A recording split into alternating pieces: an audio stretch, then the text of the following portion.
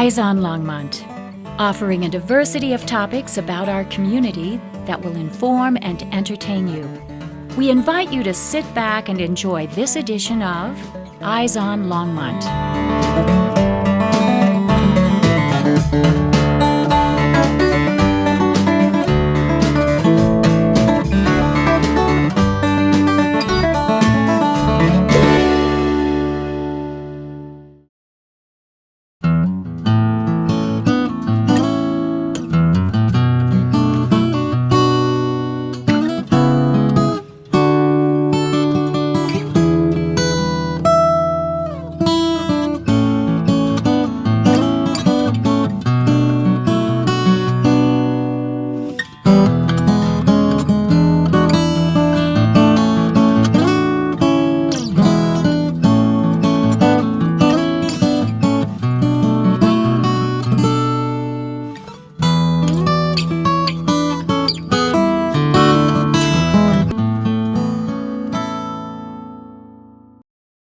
I've spent most of my life in Longmont. I was a little kid here in the 1940s, about 7 years old, something like that.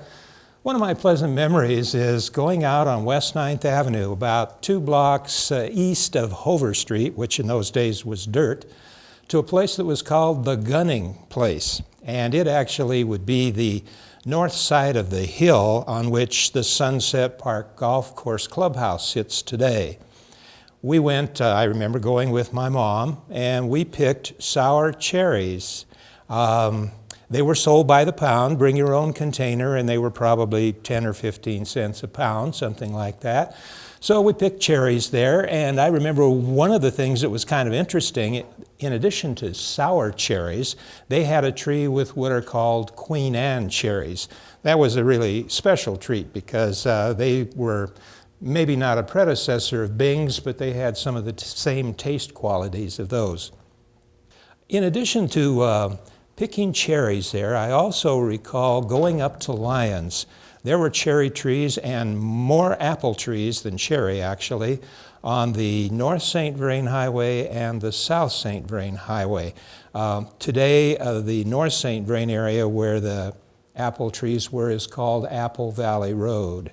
And on the South St. Vrain, it's called Old South St. Vrain Road. And there was a fellow there named Buck, and he had all kinds of apple trees. And we stopped there and bought apples, apples for canning, apples for eating. So growing fruit in the early days of Longmont was a popular thing and something that I very much have fond memories of. When living at Byers, which was a dry country north of Byers, and in the 30s and particularly, and maybe in the 30s, we would come up to pick apples in this vicinity around Broomfield. It was a vacation day for us. It was usually in October, and we'd pick several bushels and take home, and they would last half the winter. There's quite a long history of fruit growing in Boulder County. I would say that the peak would have been back in the late 1800s, early 1900s, when we think of kind of settler times here, and especially before there was a lot of refrigerated and frozen produce being shipped all over the country. So for the local markets here in Colorado, people had to grow their fruits here. And so there was quite a lot of that production. And around Boulder and up here in Longmont, there was quite a lot of fruit production, especially berries, apples, and tart cherries. This region never has been, nor probably ever will be, the perfect climatic and soil area for growing these fruit crops, but it can be done. And so at those times, it was really needed because there wasn't a way to ship fruit around. Then once the interstate highway system was developed, as well as transcontinental refrigerated freight trains, then there was a huge shift in the marketplace and production, and a lot of fruit production went to the West Coast growing areas such as California, Oregon, and Washington State, and the demand for fruit to be grown here locally kind of dried up because the climate and soils in those areas is considered ideal, and with the shipping and the low cost of fuel in those days, it seemed like a no-brainer. Stop growing fruit here, ship it in from elsewhere. You know, I don't think that you really have a consciousness of things that are leaving your environment necessarily. And I know that over the years, fruit trees have kind of slowly disappeared from the community, although I do see a few apricots and pear trees around in the community. Sadly, many times the fruit is left unpicked. There's a lot more we can do and a lot more we can have success with here growing wise than many people give us credit for. I know that even some of the official publications and experts from my organization used to advise to not even bother trying many of these crops because you just won't have success. And I guess I'm here to tell you that's not quite the case. We do have a lot more things we can grow here. It's been done in the past, and I think we're heading towards a future where we grow a lot more of those crops. I'm Oscar Carlson, or Oscar T. Carlson. The T stands for Ted. I use that for family name. And I bought this farm in 1958. Barry Chadwick. I work for Oscar. I worked for him for, 5 years now, I think. About 7. 7 years. Time flies when you're having fun. Me, Fernando. I don't know. Is it working for Oscar? The farm here is about 85 acres. And the apple, we have about 4 acres of apples. The rest is devoted to grass seed production. It was bought on the basis of purely agricultural production. One of the incentives for planting that was nostalgia, because I thought if they could grow apples then, and there were quite a few, apple orchards of 10 acres scattered throughout this area that sold apples to grocery stores and otherwise. I thought it could be, it was nostalgia to say, well, they grew them then, we can grow them now. If you go to a grocery store, you will notice that most of the apples in bags and otherwise come from Chile at this time. They will put them into big containers and take the oxygen out of the air, refrigerate the containers, put them on ships, and they'll come into Los Angeles. They'll be put on a railroad car and possibly go to a broker distributor in Denver, where they will be sold to King Super, Walmart, and all the other companies.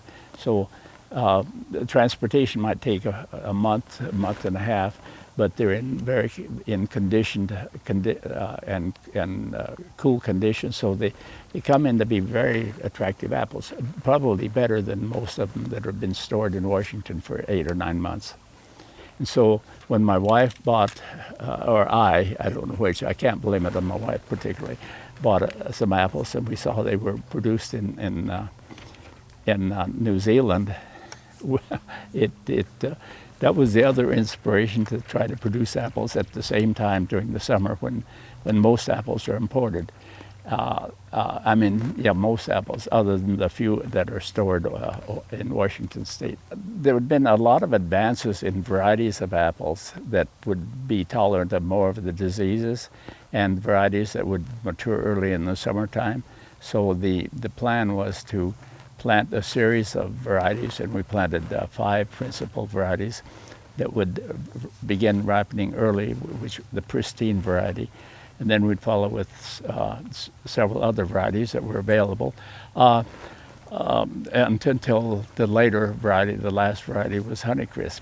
When I first talked to Extension Service, they gave me a little warning that fire blight would be a problem. It's a disease, a bacterial disease, and that spring frost would be a problem. Those were the principal inhibiting.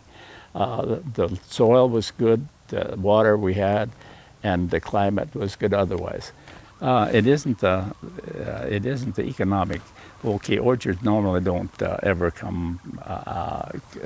become profitable after paying the early costs and so forth and so on. They very seldom become profitable in less than 7 or 8 years in the commercial business. So it has been a hobby as far as economics. Jerry sells them on the farmer's market, and he does very well. It's a friendly type, family-oriented type affair, and I think it's really neat, but... Just wanted you to get out of the way so we can Okay. Just say, hey, here, taste an apple. And if, like I say, if they'll taste it, they'll buy some most of the time. Yeah, what is the expression they have after they taste Oh, one? that's good. There, you put the sign. Try that. And I'm gonna miss. But a few years ago, a little girl tasted an apple down at the farmer's market. I was there too, and she said, "Mom, that's the best apple I've ever tasted." Can I have a little bite? That is delicious. Oh my gosh. What are honey crisps? Apples. They're surprised. Are these honey crisps? The Honey Crisp were real nice red apples they were selling. But I think I might want redder ones. Yeah, you didn't try the red ones. You try them and then make up your mind.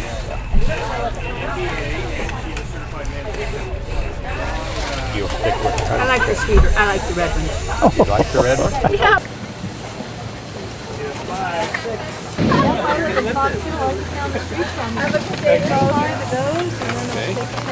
Bought apples from this particular man because he used to have Lodi apples, and my grandfather raised Lodi apples, and you can hardly ever find them. However, it's too late for them right now, so I bought Honeycrisp instead. I come here every year when this man has these Honeycrisp apples. In fact, I bug him until he gets them. And this year, I'm right back at it. And if you've never tasted a Honeycrisp apple from him, you're missing a lot. Right. I don't know which one. I drove down here to Longmont to come to the farmer's market with my mother. Right now we just picked up some apples from the farmer. I think mostly we're just going to eat them plain because they're small and crisp and perfect. But some of these other ones that were 10 for $1, I think they're going to make great tarts. Or possibly fry them up in some butter and brown sugar. Maybe put them over some ice cream. So yeah, we got some plans. I want you to know I picked 35 pounds of apples out at your place, and it makes the best applesauce in the world. Okay. You just don't use any sugar, don't use anything, just put them in the pan, a little bit of water, let them cook. Which kind? Honeycrisp. 7, 8. Is that funny? And 9. And one more makes 10. All right, so we got 10. We have 20 of these. Okay. And 10 of these. Okay. They could come out in the orchard and pick them sometime next year. That's what he said the last time we were in. He said that's where we're going to do that. There you go, sir. Oh, hey, Great, can you say know. thank you? We like little kids in the orchard because they get underneath and pick the ones that we have to lean over to get in this. This is for your brother. Sawyer, can you say thank you to the gentleman? Thank you, sir. Thank you. Enjoy your day. Our idea originally was to market apples entirely in farmers markets, but I was entirely too what? It's not well. Maybe I'll make it foolish, and we planted so many trees that we far outstripped any in quantities of apples that could be marketed in that way. So now we have a pick it yourself apple enterprise going to now. My wife takes care of it. No, don't pull. Switch. Let you turn it. Good job. Picking apples, and we don't worry about children in the orchard at all because they have such a good time. The feeling that you got when you were a child picking apples comes back to you. It was just something that was almost, it was an adventure. So you see the adventure, I mean, all the people picking apples, almost all of them, particularly the ones with children, it is an adventure for the children. And this is really right. This is really good. Okay, I'll hold it back. This is awesome. Okay, I think that's all the apples we need. Good. After they pick, then they come up and we weigh the apples at $1 a pound, and we always tell them they have to taste a couple before they pick to know what they're getting. And see, there's motive to that because when they taste them, they might pick a third more. How about we sort them in covers and then we eat them, okay? Well, we only can, I think we should just eat one, okay? Because the farmer said that we can try to see if it's good. Okay, let's pick another one. Okay? Now that we know that it's good. Okay, hold on. Let's make sure it's good. Okay, this one. Okay, hold it and twist it. Yeah, twist. Twist. Good job. That good apple picker. Here, Daddy. Oh, okay. Okay, that's fine. You see more down there?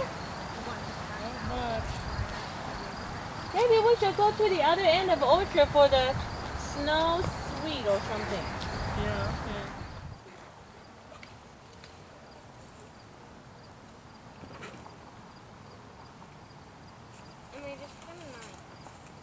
Okay.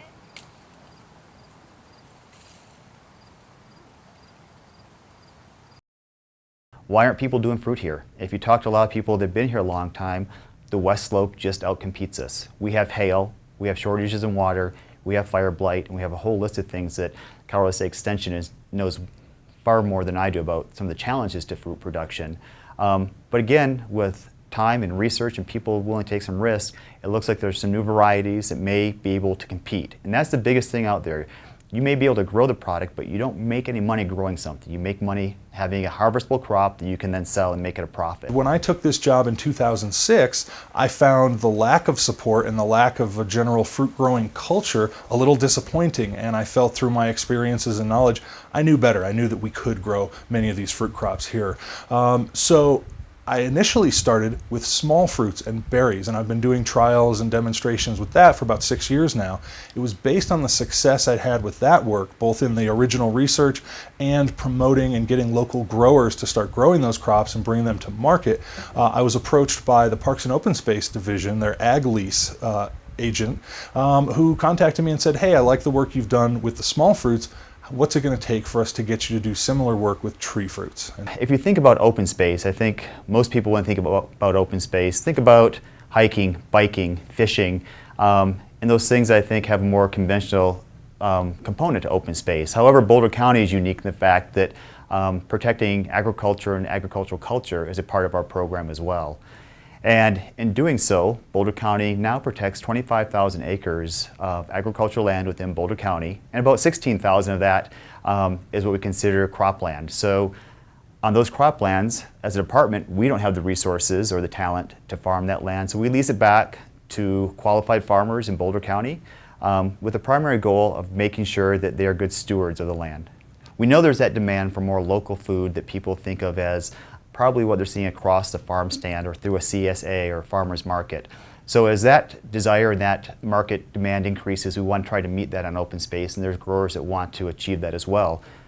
Taking on 1 or 2 acres to grow some carrots or broccoli is hard enough, but when you're looking at something like an orchard where you may be looking at 5 years to prove this crop is going to be viable, and after 5 years you find out it's not, there's a lot of risk involved, especially when you're talking about operations that are 3 to 5 acres, and one of those is going to be something that may be out of production for 5 years and may not even be successful. We came up with a program where Parks and Open Space would purchase the trees. We would use the experience of Colorado State Extension to provide the cultivars, the information, and the research needed to try to get some fruit production on the Front Range to meet that demand that I think is definitely being pent up here within the county. The land that we've decided to use for this project is actually an interesting story. Here we refer to it as the Peck property. It's one of the many, many agricultural properties that the Boulder County Parks and Open Space Division owns. Many people think of the open space program as just being mountain parks and trails for hiking, but actually a very significant portion of the lands are agricultural lands, which our commissioners and taxpayers here have decided we'd rather keep those as agricultural lands than see them developed for property, roads, buildings, houses, etc. And so the property that we're using, this Peck property, is currently leased by Mark Guttridge and his family who run Olin Farm. It's west of the Lobo Trail, in between that and the Diagonal Highway. Mark bid on that property as a growers association, and received that bid. And currently, that property is very unique in the fact that Mark has a plan for growing his vegetables and moving some of his operation over there. He's worked in conjunction with CSU Extension and Parks and Open Space to put in a demonstration orchard. We have a small group of individuals that are growing more traditional Indian foods to provide to their community, but also to sell them at farmers markets. And then the Parks and Open Space Department has long been looking for a spot to grow local seeds to do our restoration projects, and our plant ecology group has a small plot over there growing native plants for seed propagation. Joel Reich is an extension agent who's kind of been focused on nuts and berries and fruit, and was kind of convinced that there should be a lot more fruit production going on in Boulder County, especially in a year like this when everybody has apples everywhere. Yeah. But it's so he has a little trial plot at the fairgrounds there, that little community garden at the fair, and he's had some pretty good success with the different varieties of just dwarf fruit trees, and they've been telling the county that they need to do some kind of bigger scale demonstration to let farmers really see what's possible. And so I was just kind of in the right place at the right time. I knew Joel from some other projects and volunteered to run the project here. So we put 120 trees in. They all survived and flourished this year. And they're even starting to put a little fruit, but it's good the first couple of years just to cut off all the fruit and really focus on establishing roots and branches and getting to where you want to be. So in 2014, we can start getting some yields off of them. On Olin Farms, we have about an acre that's set aside to do the fruit tree and nut trials. Sounds like a pretty